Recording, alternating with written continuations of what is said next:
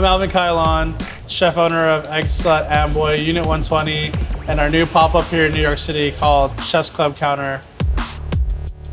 Our breakfast sandwich is kind of like your master's degree in breakfast sandwiches. It's just all one crazy, gooey sandwich. And I think when you eat an Eggslut sandwich and you take a bite out of it, you want it to be something memorable that you have for the rest of the day. The way we cook the Fairfax is always with a cold pan. Crack cold eggs into the cold pan, throw a nub of butter, and stir it before you even put it on the heat. And once you see that the yolks and the whites have created somewhat of a uniform color, that's when you want to throw it onto the heat. We use a spatula so that it doesn't like agitate the proteins in the egg, so it comes out naturally velvety.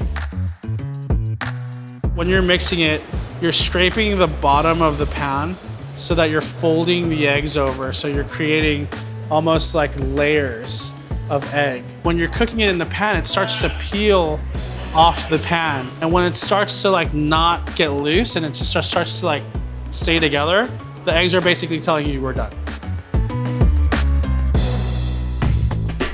Chives and eggs are so amazing together. It's like ham and cheese or peanut butter and jelly. I literally use it instead of pepper.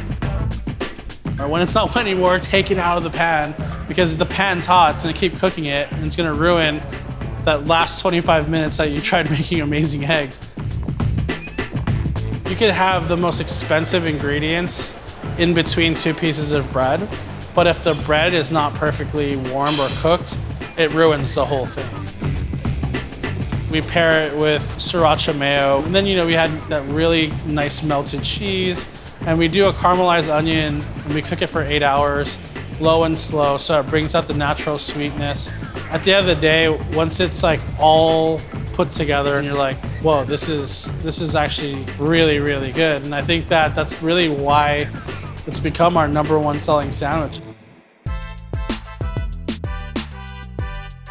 Because I took the time to learn how to be a decent line cook and how to be a decent cook in general, I've been able to like focus more on becoming a chef because I've slowed it down.